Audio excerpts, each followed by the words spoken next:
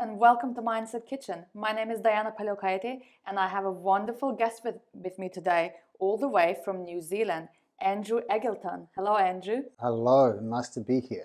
Pleasure to have you over. On the other side of the world. Exactly, all the way here. So Andrew has over 28 years experience of public speaking and TV presenting. Andrew is a sought master what authenticity truly means and how to achieve it. It's a very little introduction, as I always try to maintain minimum because I want the guest to share the story and all these years of experience. Please tell me a little bit more about yourself, Andrew. All these years of experience, that makes me sound really old, doesn't it? That wasn't my intention. It's 30 years. I started in 1994 and I got into modeling nice and early. A girlfriend kind of initiated that for me. And I just remember the first day that I really didn't work and I got paid, I don't know, like $150 for a couple of hours, which was a lot for a 20-year-old. And I thought, this is magic. I just got paid to stand there and smile and it was amazing. So I was hooked. And then I went from there into acting. I started acting classes and I had to upgrade my voice and how that sounded and my delivery. And things moved really fast.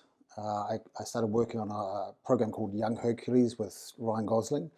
I got a place with Michael J. Fox in a movie called, I think it was Frighteners, I believe. And it was shot by Peter Jackson, one of his earlier films. And things just moved. But in those earlier years, what stood out for me, if I look in hindsight, is that I was getting the jobs, but I didn't yet have the talent. So my skills were left. I was having to tread water on those jobs, and working with someone like Ryan would reflect back to you how inadequate you were. So I practiced a lot. And I preach this a lot, as you know. I preparation and practice. I got by in acting, but what I loved most was TV presenting. And I loved it. I was obsessed by it. It didn't come naturally, and I had many car crashes on sets and auditions. And what I discovered, the thread that I loved the most in presenting was authenticity. Like, what did it mean? Because directors would always say to you on set, just be you, Andrew, like just be you. And of course, I don't know what that means. I still don't know what that means. Because you're different shades of you all the time. You wake up in the morning and it's like, okay, there's this part today. I'm tired, I'm melancholic, I'm a little bit bitchy, I'm a little bit, it just depends on how you wake up or how you slept. So authenticity was my thing. And then that grew into public speaking. And then in the public speaking, once I got used to that and comfortable, it was, well, what kind of experience do I want to have with my audience? And if I'm good enough and I prepare and I practice and I design how this looks and feels, that when I go on stage with people and the audience is like, what is the experience I have with them? So that's where I am now. It's a 30-year journey and compacted into just a couple of minutes there. So I work with public speakers. I train CEOs and celebrities and sports people in how to deliver what they're delivering. I've just come over here to London to run an event, which is fantastic. I have lots of connections over here and family. I love it here. And I've had a bit of a dream. I feel like I've had a bit of a dream career. All from that one day, that first paycheck, and going, I didn't really have to work for that. Andrew, so thank you for sharing this. And I just wanted to ask, what kind of you bringing today? What kind of I'm bringing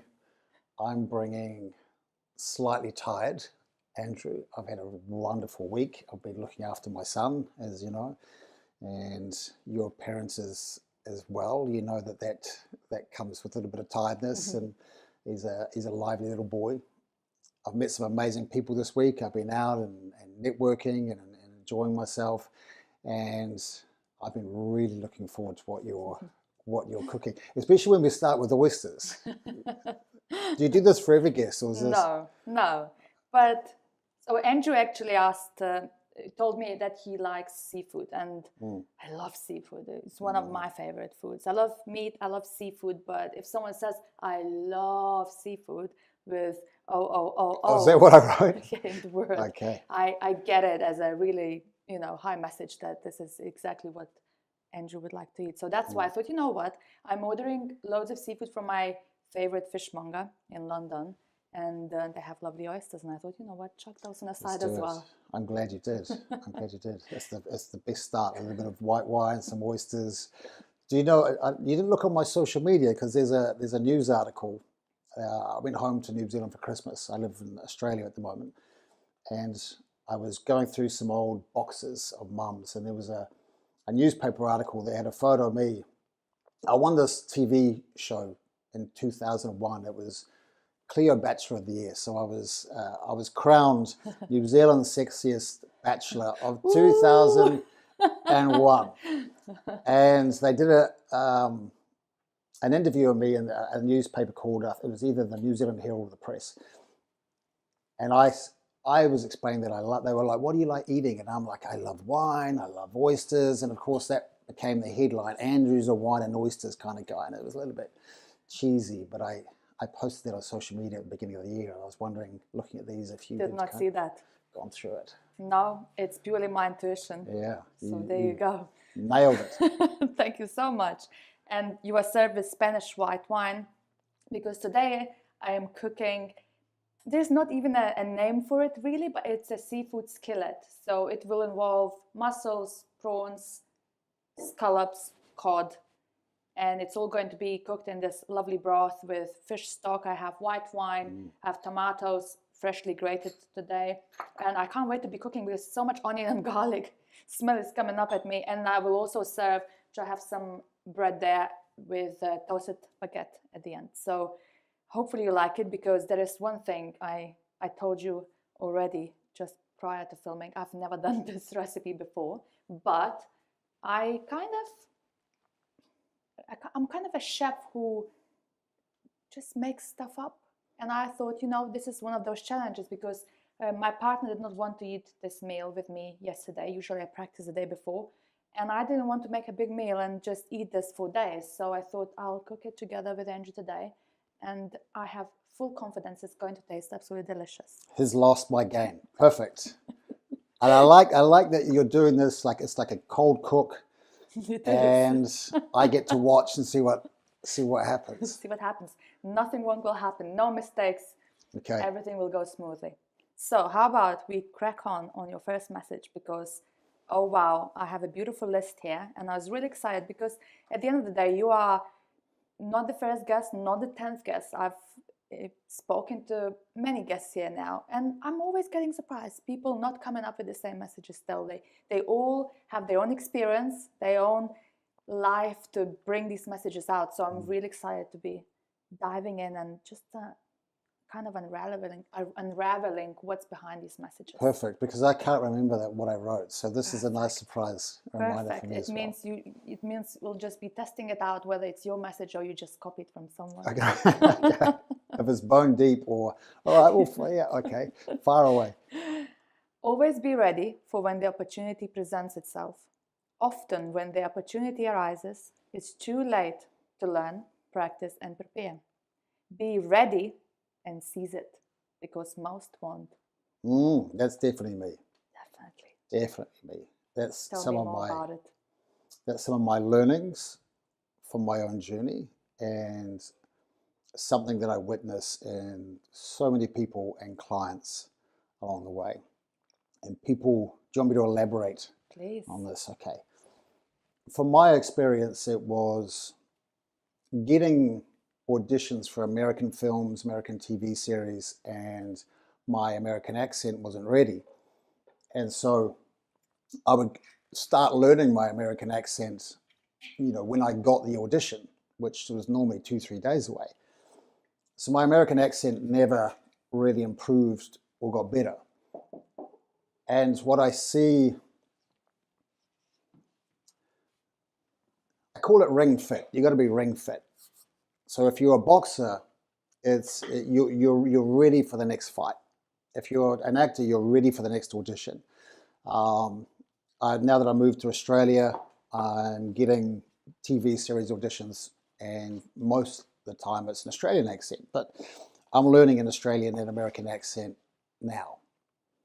I'm not waiting for the audition. So most people or clients come to me when they've got a gig coming up, and for me, in my heart, I know it's too late for them because it's a crash course. And for craft, it has to be bone deep. You want to have your personality shining. When you're on stage, you don't want to be thinking about what you're doing. You want to be expressing and sharing and connected to your audience. And if you're thinking about where to stand, what am I doing with my hands, what am I saying now, what are my points, am I leaving enough pauses, how's my voice, you're all up in your head, and you're not grounded, and you can't work from the heart brain. It just doesn't work. You've got to be ready to hit the ball out of the park, because opportunities always come. They do, to everybody. And I guess if you're not ready and you are doing things like on the spot, you're actually wasting opportunity and wasting time, because you probably, from your own experience, you'll be trying, and then later on you will look back and say, oh, I wish I was ready, or I wish I've done this, because I would probably be in this role or would be in this film. Yeah. But because I wasn't ready and I was taking kind of opportunity and learning to be in it at that time, and it wasn't right. You burn bridges. So if someone hires you to speak, we'll just use speaking because it's relevant to why I'm here. But if when you get opportunities and someone goes, can you share your message on my stage, and it's next week or 2 weeks, whatever, and you're telling people you're a speaker, and then you have to do a crash course on how to speak, you're going to not just blow the opportunity, but you've missed it and you've disappointed somebody. Because when you get hired by somebody, your job is to make them look good for hiring you. Like, that's the bottom line of your job. Yeah. And if you don't do that, it means that you're using their platform to learn and crash until you learn the lesson that it doesn't quite work like that. I think I said to you when we met at an event was, I remember Lord of the Rings audition. This is when I was really still young, like 1997. Lord of the Rings came out in 1998, I think. I was filming then. And I got an audition from my agent, and she said, oh, it's a New Zealand film. And I was so blasé. I hadn't learnt my lesson by then, that you have to be so prepared, because someone else is going to turn up to that audition prepared. And if you're not, they're going to get it over top of you. I still hadn't figured that out. Yeah. Right? And I remember turning up to the audition and walking into the room, and this is before you could self-tape at home and send it in. And it was the best actors in New Zealand and Australia, and they were sitting in this room, and my heart sunk. I knew I was about to make a fool of myself, which wasn't the first time. I think it's like the rite of passage. And I walked in, and I started learning my dialogue way too late, because it's up in my head. It's not bone deep. I have to think about what I'm saying. And I turned to an actor beside me and I said, oh, what's the film? And he said, it's Lord of the Rings, and looked at me like I was an idiot, which is fair enough. And I didn't know what Lord of the Rings was. And I said, oh, who's directing it? And he went, Peter Jackson. And at this point, Peter Jackson was really taking off. And I had read about Peter Jackson doing this trilogy, and I just knew it was not going to be my day. And when I walked in, I wasn't prepared. I didn't know that I was an elf. I didn't know that it had a British accent.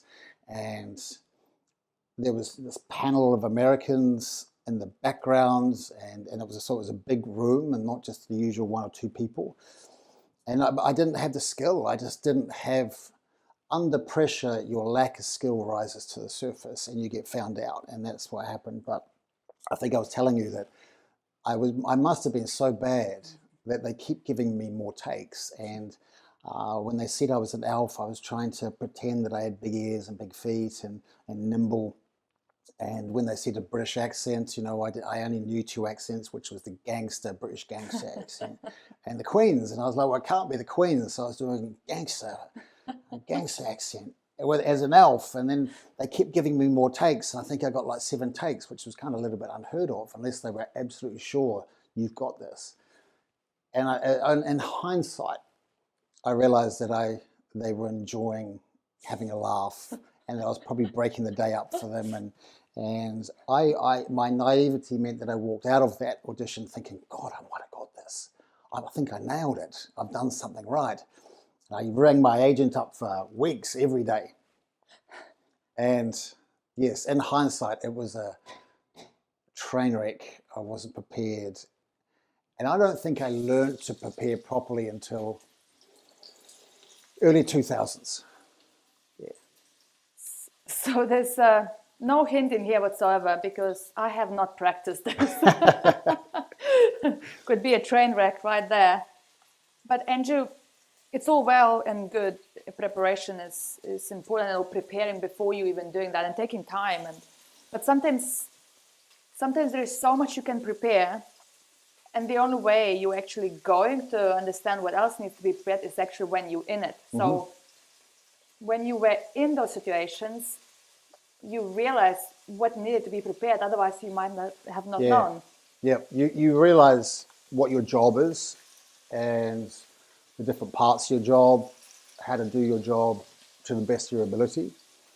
You learn a lot, obviously, under pressure, because under pressure you see what parts you break first, and then it's like an easy thing to zone in on to improve. But the craft is when you get to a point where you have a bone deep level of craft that under situations, no matter what pressure you're on, you keep rising, and you're able to pull other people up with you.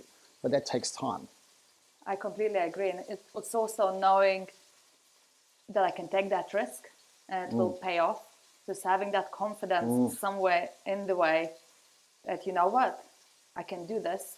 I will learn a bit more, but I am ready to the point that I'm actually willing to take the risk. Yeah. Rather than worried you're taking a risk. Yep. You feel confident to make mistakes. Yeah. Because you're like, okay, well, I want to try this. Let's see how this works. And you know that you can make mistakes, but then you can make up for those mistakes if you have to go play it safe. Perhaps, do you think? Perhaps. And we know that you're not in Lord of the Rings, are we? No. No, you're not. No. So what have you taken away from that? I took away from that. Like, if I could go back to my 20-year-old self, yeah. Then when people ask you this question, I would honestly say to my 20-year-old self, all the practice will pay off. Like 100%, how much you put into this now in your 20s, 30s, is going to pay off. Because something that I'm excited about now that I'm a little bit older is I have a mastery in something. And when you have a mastery in something, it means that, one, you don't become irrelevant. You know what I mean? It's not like I'm working 9 to 5, and when I get into my 70s, you kind of slowly get pushed out. I'm getting better and better and better at what I do, so I can keep working and do the thing that I love. So mastery allows you, and then the other part is that you can train those people that were me at the beginning and pass on those learnings. Not that when I was 20, I would have listened or taken it in. Because when at 20 or to 25, if you had asked me what I wanted or what I needed, I would have said the lead role in a film. Like, just give me a film. I don't know, why has no one seen me yet? I'm a talent. And then the 50-year-old Andrew looks back at that and goes, oh my God, that would have been a train wreck, an absolute train wreck. I wouldn't have been able to handle the pressure, the consistency of the work. I just wouldn't have been able, I didn't have the level of craft to deal with it. I would have been a bomb, and they would have fired me and got somebody else on. That's a beautiful answer, actually, right on the spot there. And talking about becoming a master and becoming so unique is beautiful, because now you are so wanted because you're so unique and what you're bringing. And I had the pleasure of attending your event and learning. And I was a little bit under pressure of how I say my words, what are my hero words, what are the words that I want to really focus on, or when do I need to take a little bit of pause in what I say. So I was taking all on board, and I was really looking forward to actually have that experience and incorporate some of the things that I've learned. And notice a lot I've been talking kind and like, saying those words. Yeah. Catch me today if I say that, but I'm trying not to use those words today as well. So Perfect. thank you so much, Andrew. The superfluous words, yeah, because people buy certainty, don't they? Yeah. They want to buy certainty. So when you're using words that aren't definitive or certain, it's just creating a little bit of You're not certain. Yeah. And actually, it does perhaps do that. Whilst I'm being certain, I'm giving it totally wrong impression of not being certain. So I love that. I've taken that away completely. Whilst you were talking, I've taken scallops, seasoned them, and just pan frying lightly, because they just need a little bit of color. So I don't know if you started to smell it. They smell good. I'm just slightly pan frying them so they have a little bit of color, and then I'll start cooking the other elements within there. But is there anything else you want to add on your first message, or we shall move on, because I feel like there are quite a few exciting things to come. I feel like we could keep progressing forward. Yeah. Perfect. So I'm taking the scallops out, and they'll just be resting here. So people on the podcast audio, you will hear some pan frying noises, and that's being scallops frying. And our second message is, love this, because I'm on the 24th episode now, and surely I can relate to this. Repetition over an extended period of time leads to mastery. Tell me about it. Wow. Well, the word repetition for me is significant, because I studied an acting technique called Meisner. And Meisner, for a large period of time, is really about just repeating. So, and how that looks, and I kid you not, for a long time in classes would be go, you have black hair, and you'd go, I've got black hair, and I go, you've got black hair, I've got black hair, you've got black hair. So all you're doing is listening and repeating what they've said, so it's nice and simple, but you're applying to how it was said. Okay, so it gets rid of the thinking.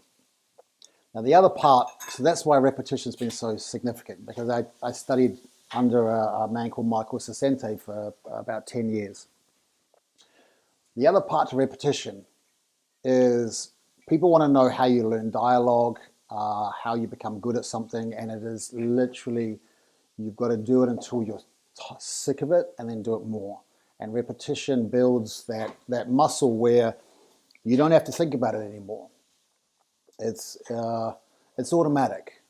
So we were talking about some of the tools that I gave you for voice in that event, right? The presenter's experience. And if you want those to be bone deep, you just have to practice those on a daily basis for 5-10 minutes. We've all got 5 minutes somewhere.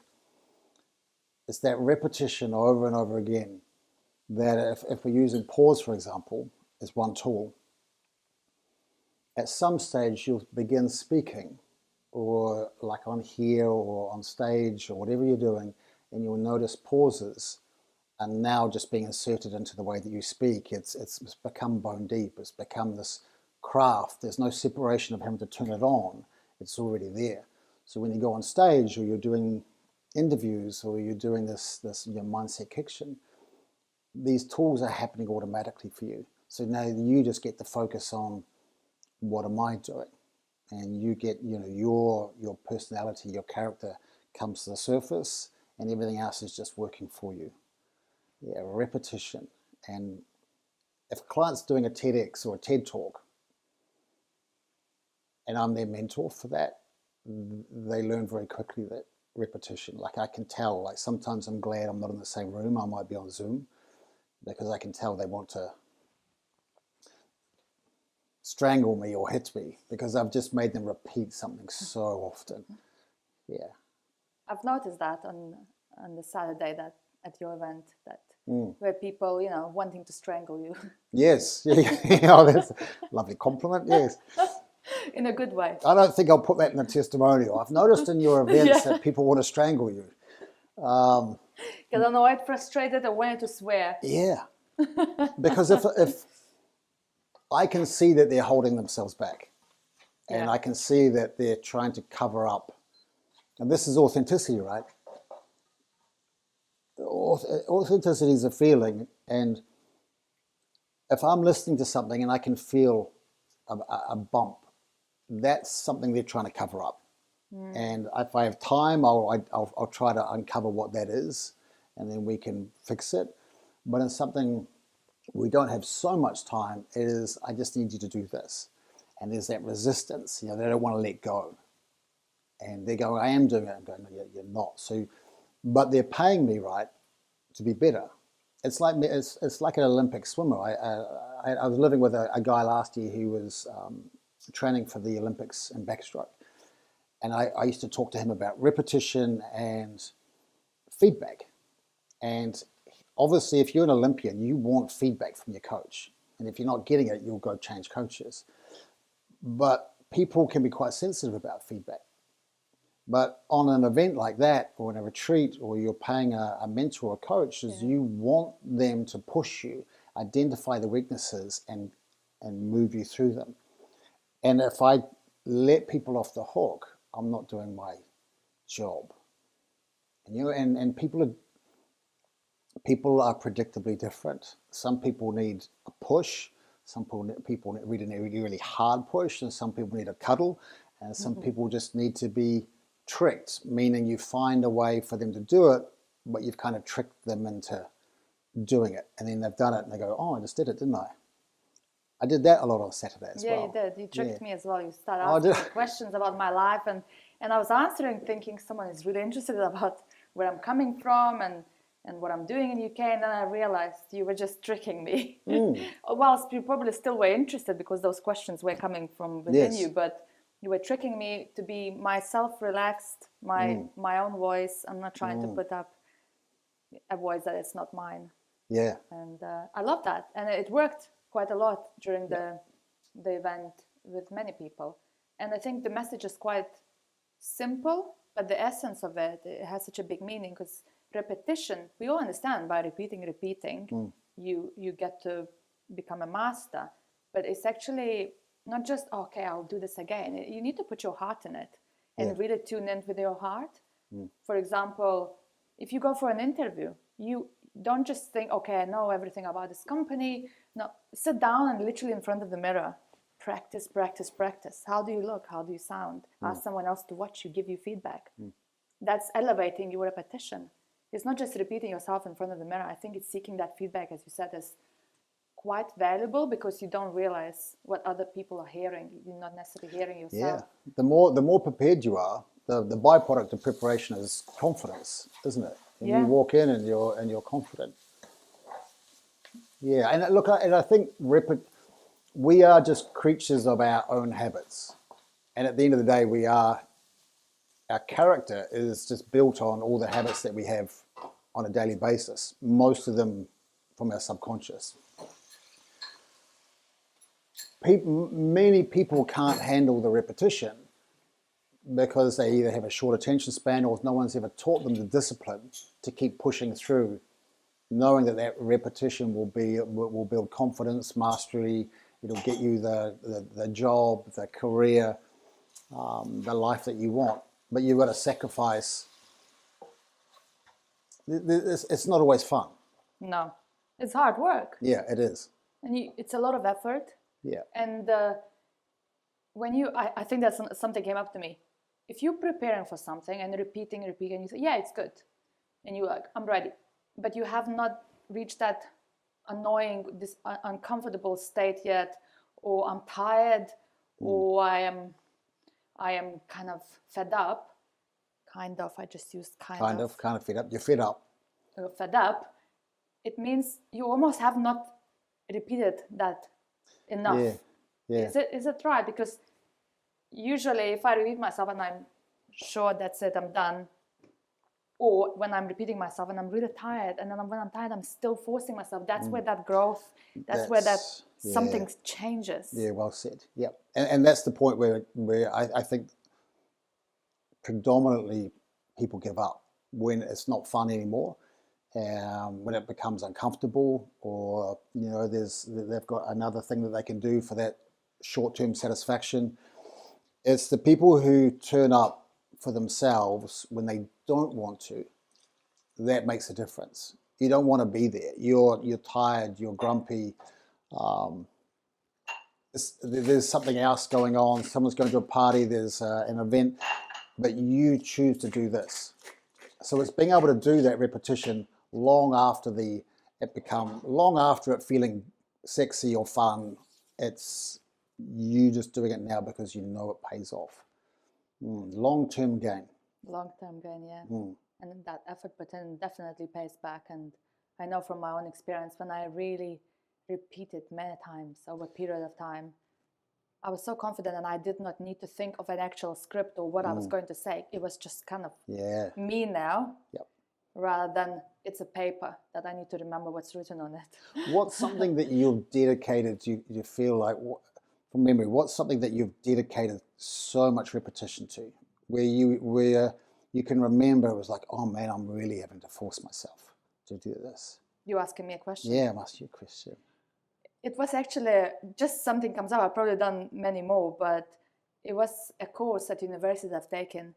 It was a course that you could take on a side, the volunteering part. And I interviewed a lot of people in a space where social mobility is difficult, and with abused people in wheelchairs, for example, where they have carers. It's a very sensitive topic. And all my findings I had to present in front of an audience of various teachers and students. And I practiced it so long, for an entire month, before I even had the material ready, because I wanted to express the feeling of those who have suffered. Wow. And it's taken me to a place where I was singing a presentation out, because that's what one person who couldn't talk about the trauma experience, they were asked to sing, and they were able to sing it. Wow. And so I practice a lot, because I don't have a singing voice. Yeah, well, I can relate to that as well. Wow, that must have been quite special. So you really pushed yourself to a point where you had two things going on. One, you wanted to be good yourself and deliver, but you had the responsibility of other people to express it and do it justice. Yeah, good motivators. Yeah, because I understood from all the research how much pain they've gone through, but my words alone wouldn't carry enough to explain. Yep. And I felt like music or voice sung in a different way would touch people's hearts. Yeah, what a great I think idea. it did. Yeah. Did it work? Yes, I've got a best result, so Perfect. it worked. So Andrew, whilst we were discussing here, you're taking me down the memory lane. Thank you for that. I was doing a quick little thing here. So I put onions, carrot, celery, garlic, roughly chopped. So, loads of garlic in this. I like garlic. You need to have garlic with the seafood, I think. Then I've added some thyme and white wine, the one that you're drinking. I've used some for cooking. And it's just removing the alcohol now. And I will be putting a fish stock shortly.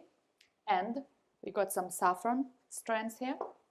Those both will go in. And then I'll leave for the vegetables just to soften up until I start placing all the seafood in there. And that will be pretty much done. And then I'll just toast the bread.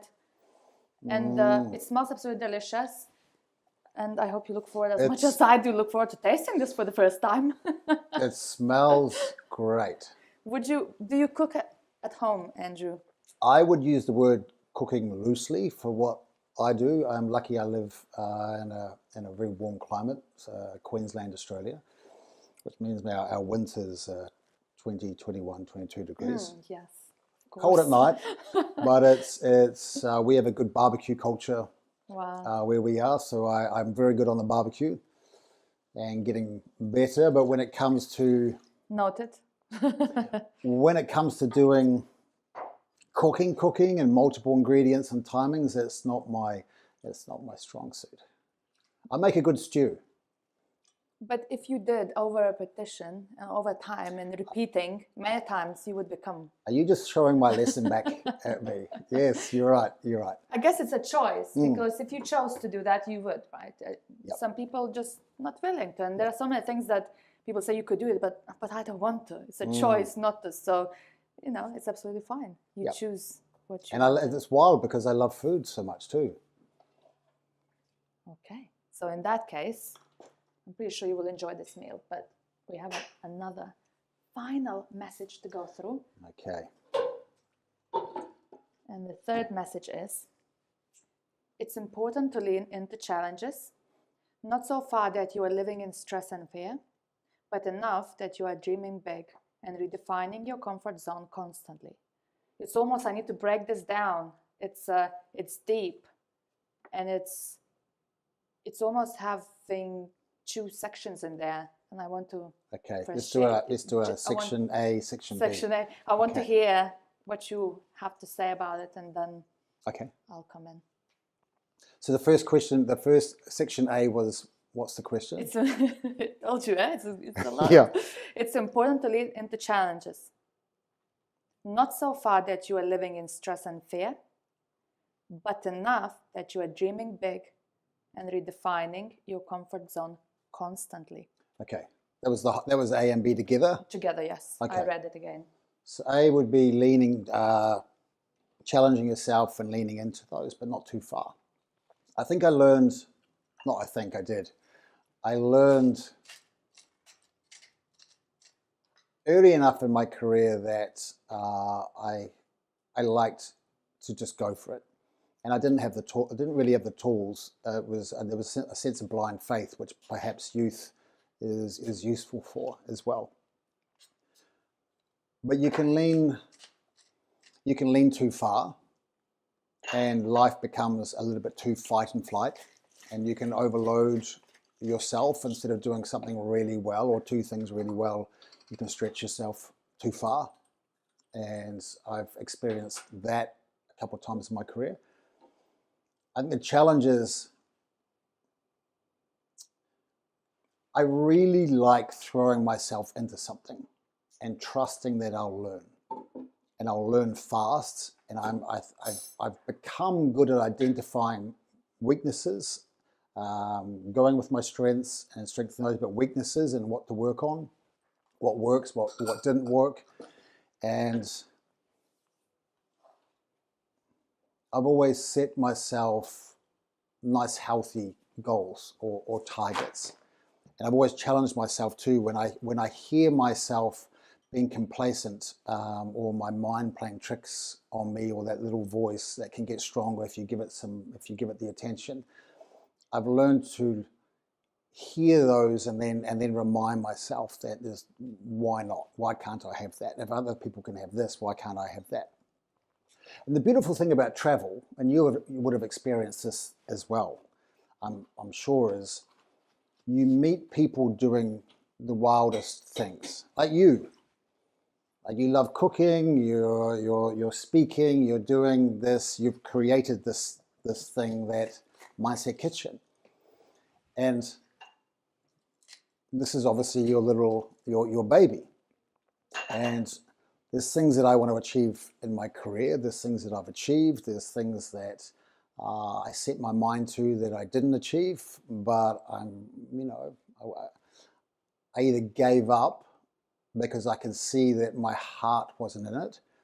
Like acting, right? I moved to LA, and I realized it didn't take me that long, it didn't take me that long in LA to realize that the next step on this, that I wasn't prepared to go through it, the hard times, to get to the good times. I wasn't prepared to live in LA. I didn't want to be in that environment. So that's when I ended up moving more into the speaking. The challenge is you keep finding out things about yourself. It's admirable. I always take my hat off to people who who dream and they take the action, they fall on their ass, which is what we do, right? Yeah. We do. You must be learning all the time in here, and I'm learning all the time at my events, when I'm speaking, when I'm acting, is sometimes I fall on my ass. And that's the beauty of a little bit of wisdom or age or experience, is that you realize that's just part of it. The only people that laugh are the ones who laugh from the couch. No one ever laughs or takes the mickey out of you who is also a big dreamer and is swinging the bat and heading it out of the park. Like those people don't laugh at you. The only people that poke their finger and laugh at you are the ones that aren't prepared to do it themselves. That's what I tell myself anyway. I completely agree with that. And also I think leaning into challenges and realizing that ability to sooner, I wish I had known that as well. It puts you up for more challenges and more challenges. Yeah. But the way we look at those challenges is the only way to grow. So if we don't get any challenges, there's something not right. I always say, well, why is it going so smoothly? Not that I'm trying to bring something bad, but am I pushing myself enough? Yes. Because this is not challenging. Yeah. And as soon as it becomes not challenging, then I look for something more. And when you said with Mindset Kitchen, this is another challenge that I set myself out today, is I'm cooking something I've not practiced yet, but it's myself pushing myself, and also having that kind of confidence to know that I know I can make this. I know I can do this, but it's reaching that certain level of mastery. And I'm not Gordon Ramsay, I always say, or not even Jamie Oliver, who does the bish bash boss stuff, but I am the kind of person who knows that in any situation I will find a way. But when I have to find a way, that's me experiencing that challenge. And then next day I will reflect on it and would have grown on it. So many times I lean onto those challenges, as you say, on your message A, because they are necessary part of your growth. And at the beginning, when Andrew came, I said I read your timeline on the website, and it jumped out to me because I could not imagine you, a person like that, who would sleep in the back of your car in the truck to just do something. And that must have been challenging for you at that time. I forgot that was on there. Yeah. I had two choices in my. This is around 1998, my early 20s, and yeah, I had two choices. I could pay rent because I wasn't making enough money at this stage. It was like I can pay rent and live on 2-minute noodles, or I can afford acting classes and afford like gym memberships and hang out with my friends and having fun. And I just chose fun, gym, and acting.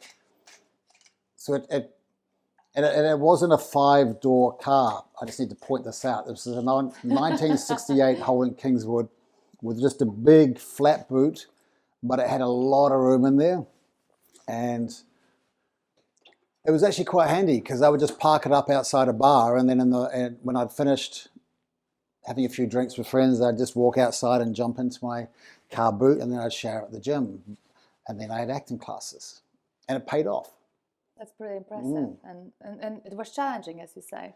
Yeah, definitely challenging. I think on that timeline, I put my Transylvania experience too. So I've always wanted to write fairy tales. And so I've been fascinated with Count Dracula and Transylvania since I was a child. So I went to Transylvania and I hired a house on top of the hill overlooking Count Dracula's castle in Brunn, Transylvania. And I wrote fairy tales for a good period of time, I think like 5 weeks. And the only thing that drove me out of Romania, and I'm sorry to any Romanians, is the food. I just found the food in that area. It tasted like burnt meat and cucumber and tomato, and I couldn't take any more of it. So I left. It certainly wasn't this. And I know there's better chefs in Romania, but that's what I seem to be coming across. And it's funny that you remember the food element as well. And food's big. That's why I keep going back to Greece. Yeah.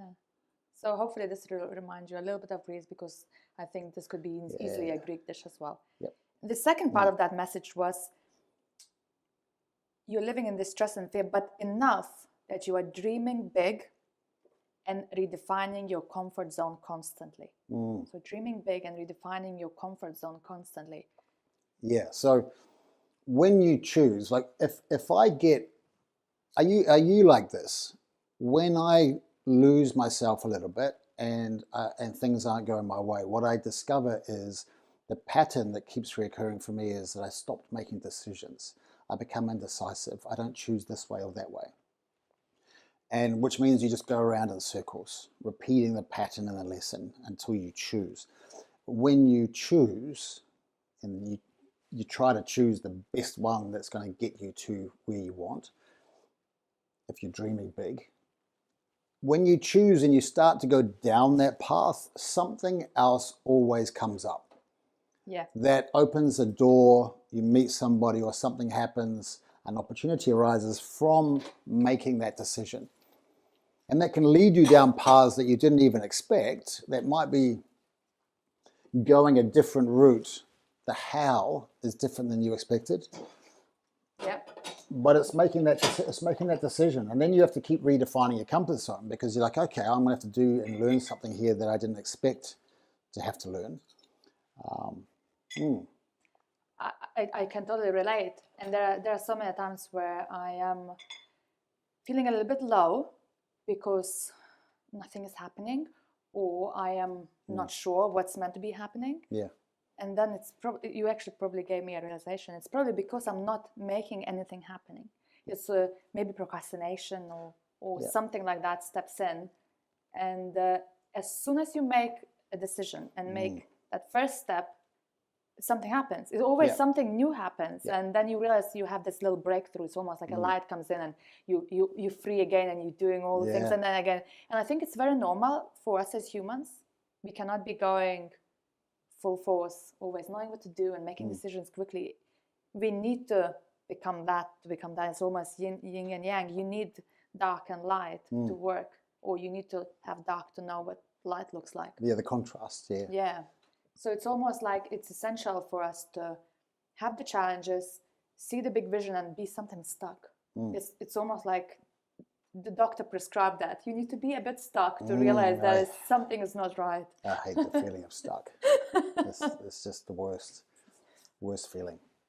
And you're right. It's a lack of making a decision. I think I said this in the weekend, is if you want to be a speaker, then hire a coach, take your class, do something, because you made a decision, and then you all of a sudden you're actually doing it. You're not talking about it, you're doing it. And it's amazing how often when you've made the decision, things start to open up and opportunities. You can see that all the time. You know what I mean? It's things start opening up to you as soon as you've set your mind to it, and the energy shifts. It's a release. You're not holding on to things and not indecisive. You remove the resistance. And being out of comfort zone constantly is that thing that I promised myself this year. So when the January 2024 hit, it wasn't part of my New Year resolution. It was just way of thinking, I am going to be in discomfort or out of my comfort zone pretty much every single month. That was my promise. And if I had few weeks that I've not put myself in that zone, it means I haven't grown. And it's uncomfortable. And it's looking what to do so that you would be uncomfortable. It's also uncomfortable. And sometimes you could get too comfortable. But that's when those big visions come true. Yep. Do you have a big vision of what? Everything is like big vision in my life. Yeah. Everything has to be big, almost unrealistic, but achievable by us humans. So I have loads of big visions for Mindset Kitchen. Yeah. And I focus continuously on it, but I know the little small steps that I'm taking and having that big vision, it's so important. But because if I didn't know where this needs to end up, then why would I go into a plane if I don't know where it's going? But also accepting that it might not end up that way. Yeah. And it will not end up that way because it meant to end up different way. Whichever way, trusting the process is also important. Yeah, not getting what's the word I'm looking for? Not getting stuck on the outcome. That'll do. Not getting stuck on the outcome, knowing that it will change shape and form as you progress. and you will be glad for it, because Yeah. maybe right now I don't see that outcome myself. So focus on what you can see. That's what I say. But be open-minded if it doesn't end up that way. But when it ends up certain way, you know that you have put everything you could, and it ended up because for that reason of your hard work, out of comfort, having the big vision. Needing, trusting the process that it's actually going to end up where it needs to be in the first place. Just you sometimes don't know yet. You just got to get out of the way sometimes. Yeah, get out of your own way. Exactly. So whilst we're going deep here, delving into various visions, I've put scallops back in, and Andrew's smelling it. I am. Hope for good. I'm so putting good. the prawns in now as well. Everything needs really very little cooking with the seafood. What's giving here is, if you do overcook seafood, there is a sauce. If there was no sauce and you overcook, not nice. You can't hide salvage it. Okay. No, but there is sauce here if in case. But I'm kind of watching the time. The prawns and scallop needs maybe 3-4 minutes. Yep. Then I'll put in cod and mussels. And this morning I cleaned all the mussels, and bad boys keep opening up. So whilst they opened after I received it and they were not open in the ocean, I know these were closed originally.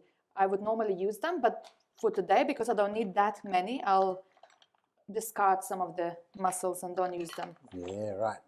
But if you get the bag of mussels and they were open already, they could have been open ages ago, you don't know. Okay. If they opened in the fridge, whilst you had them there, they're fresh. Good so tip. they haven't gone bad. They just opened because of the temperature of the house and so on. Yeah. You had a question. What's the classic cuisine from where you're from, Lithuania? It's something you probably would want to escape then, by the sounds of it. Loads of meat, loads of potatoes. Loads of cucumbers. Oh, really? Loads of cucumbers? Pickled cucumbers. These are all good things. It's just when you eat them for lunch and dinner, Yes, lunch and dinner, lunch and dinner. consistently. Yeah. But you said to me in the car, you asked me the question, are you hungry? And I went, I'm always hungry. Yeah. I eat all day. And ever since I was a little boy, I've eaten a lot of food. And you said the same thing. You don't skip the food. You love, you're always hungry as well. I never been on a diet because simply it would never work for me. I found ways of nourishing myself with lots of delicious food and having some naughty snacks or foods there and there, but my body is so trained to expect the best quality that I can eat it and I don't have to have a break from it because my body is nourished. It feels always alive and thriving from it. So what's the point to stop eating? I can't think of one. Exactly. Yeah. So whilst we're still cooking here and it's nearly the end, I wanted to ask something else because you do talk a lot about authenticity. Can you tell a little bit more? What does that look like as a way of being, as a way of feeling? Could you share with the audience here what that means to you? Yeah, sure. Look, there's the conditioned self versus the authentic self. And as human beings, we're very much conditioned to want or need people to like us. And we're conditioned to how to project ourselves to what we believe the other person wants to see. Yeah. Right? So in the presenting world, why I became obsessed with authenticity was, I said this at the beginning, was directors used to say, just be you, Andrew, just be you. But in my 20s, I just had no idea what that really meant because you're going, but I am. Yeah. I'm doing that. And if you're saying just be you, well, the thing is I'm quite nervous now in front of this TV crew. So this is just me right now. What I realized was authenticity, and this took me a little while. This took me a couple of years in Bali to figure this out. I took some time out after around about 2011 to 2013. Just be you doesn't really have an answer because there's so many different shades of you. What they're wanting on camera or when you're presenting something is a shade of you, a specific shade of you. So interesting. I want this piece of you, Andrew. And most directors, or in fact, no director I've ever experienced, was able to say, I want this Andrew. Okay, I know Andrew well enough that this is the one I want, which tends to be if you're hosting a show, well back then it definitely was shoulders back, smile, bubbly, energetic. Hi, I'm Andrew Eggelton and welcome to United Travel Getaway.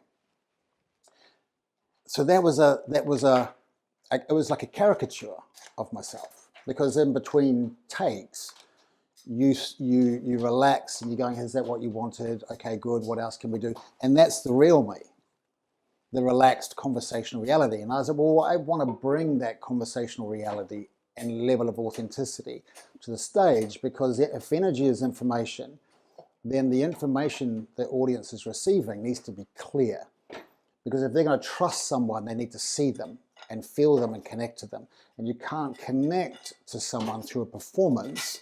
You can move them and inspire them, but you can't connect to them, because there's a layer or multiple layers of inauthenticity, a performance, right?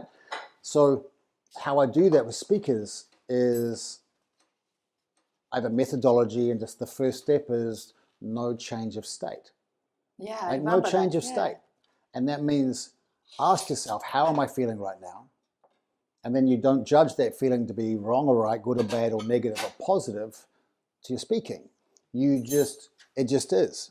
And you begin there. If you're nervous, be nervous. If you're a little bit grumpy, be grumpy. If you're jet lagged, be jet lagged. Don't try and pretend you're not. Otherwise, you're wearing a mask, or you're projecting to the audience, I'm not tired, I'm upbeat, I'm charismatic, but on the inside, you're not. So there's a disparity between your external world and your internal world. So this is why I use horses for training for some presenters.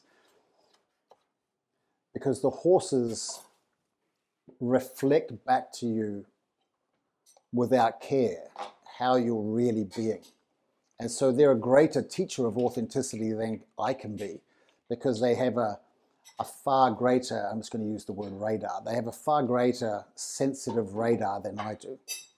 They can smell, they can sense when the internal world and the external world are not the same. You might be putting up a brave face, I'm confident around the horse, I'm relaxed, I'm not a threat, but the horse can feel what's happening in here, and So beautiful. yeah, they'll reflect that back to you. So you got to align the two things, internal, external, as fast as you can and figure it out. And there's such a great equine assisted training is such a good training. If you ever get to do it, it's magical.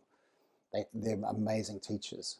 I would love to try that, definitely. I've heard of you speaking of it, and yeah, sounds absolutely magical. Did that answer your question on authenticity? It did. And what came up to me as well, I sometimes film with migraine. Sometimes I'm really tired. Or let's say if people were going to an interview and they're really tired, they had bad night's sleep, they were stressed, you can't really show up that way. Yeah. You can't come and I'm so stressed, I haven't slept. So what's that balance that you need to strike? Well, the thing is, you never walk out on stage. Like, I'll tell people if I'm tired. It's like, I've just traveled from the other side of the world. I am so jet lagged. I still know how to share my 30 years experience with you. I'm hoping that I share some wisdom today. It might just be a little bit of a train wreck. Stay with me. Yeah. And then, because I've said that, I'm now relaxed. I don't have to pretend that I'm anything that I'm not. Yeah. As soon as I'm relaxed, it becomes fun. That trying to protect myself or be something that's not, and going, I haven't just flown from the other side of the world, I'm not jet lagged, that's a character. Yeah. Okay? You know what I mean? So, yeah. But you never go out on stage and go, actually, you probably just that could. You need to be good. I'm tired, I don't want to be here, I'm not feeling it today. God, I've got 45 minutes just to see how fast this goes. You would never, you know what I mean? You'd go, I've got a migraine, I'd rather be somewhere else. You don't need to reveal these all things. Of that. Yeah, and some people won't go, well, that's being authentic. So it's not, that's something unprofessional. Exactly. Yeah, that's exactly what my question was. How much do you reveal it? Yeah. At what level? Yeah. You have, the baseline is you have a job to do. Yeah. And you got to do that job. And my job is to give them these tools, my experience, deliver it in a engaging, compelling, connected way. they're my primaries, right? And make the person who's hired me, if someone's hired me, look really good. But yeah, you don't have to reveal everything that's happening.